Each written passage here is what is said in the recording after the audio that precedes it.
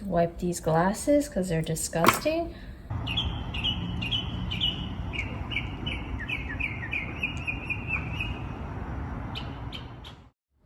Today and to the future, hopefully, I thought it would be a good idea. Also, it makes my eyes look really big.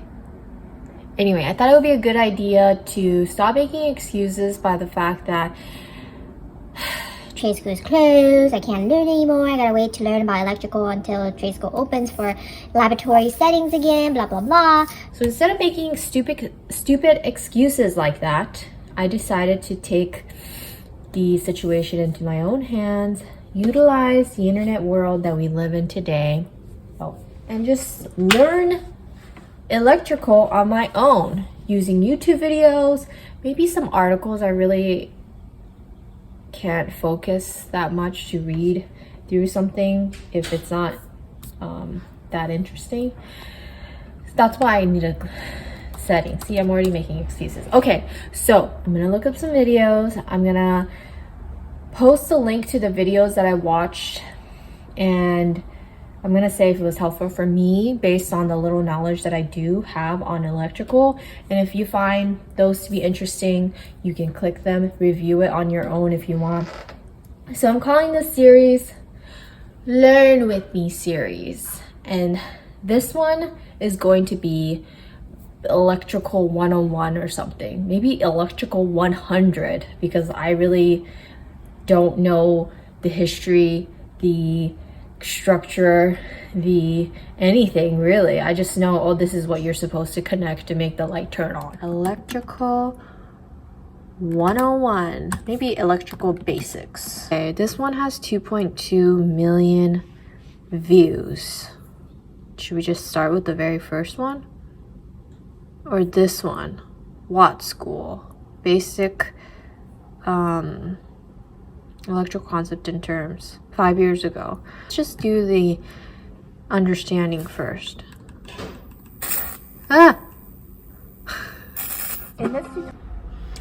So I wrote some notes here, and that's the link to the first video that I'm watching. So if you're interested in them, go subscribe. Okay, so my first takeaway from that video is that voltage equals, oh shit, I'm already forgetting.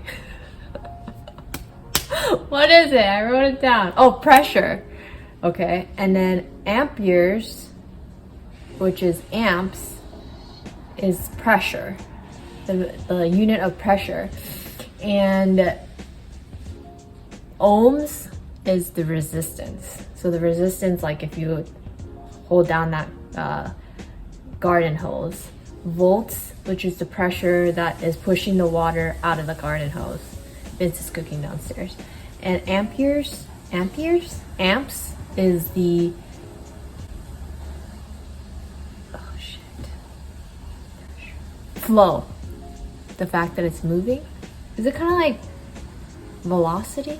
I don't know. Okay, so it also went through some formulas, and that went really, really fast. So I'm gonna just watch it again. It's just a 4-minute video. So this is some personal notes I've written. I find that I learn better and I retain information better when I write it down, not just take notes in a form of typing it out or digitally. So that's that. I think that was pretty helpful, but I still don't really know how to connect that to what I'm actually doing for jobs. I thought that was pretty helpful, so I'm going to subscribe. But I'm gonna go to this one. This looks like it's kind of has a teacher. It's 41 minutes long. Hopefully it's in more of like an academic setting, not just like a fun short video. So this one is called Hello, and welcome to the Engineering Circuit Analysis Tutor. I'm very excited. Lesson 1, Voltage, Current, Resistance, Engineering Circuit Analysis. So this might be a little more advanced. Holy crap, they have 599,000 subscribers. And it looks a little old, but let's see. I am 20 minutes in on that tutor video. I'm going to take a bathroom break. So I just finished the 41-minute video from Math and Science, and it was pretty much just like a really detailed understanding of the three terms, the voltage, current, and resistance. And I think the thing that I really struggled to understand was the very last concept that he explained, which is the short circuit. And when he did the examples, and you can check out the video, the link is in the description, and it's like the very last part he talked about, and how you have a loop, an electrical circuit going, and let's say it sources or it powers the load for a fan, but someone mistakenly connects a small wire in the loop so that the loop is like a smaller loop, and that causes so much current to go through that it causes friction, aka heat, and then it could blow out something, a short circuit. There's less resistance for the current or for the electricity to move into the smaller wire than to power source a bigger resistant fan. And so because of that, so much more electricity is having to move in this tiny wire in this tiny space, and so it moves faster, and that causes friction. I feel like what I'm saying is correct, but in my head, like, I'm not 100% understanding it. So what I'm gonna do, let me show you my notes here. This is kind of my understanding of a short circuit. Smaller, lower resistance wire comes between a circuit loop and causes current to move too fast, increasing heat in a much smaller, shorter circuit. Does that make sense?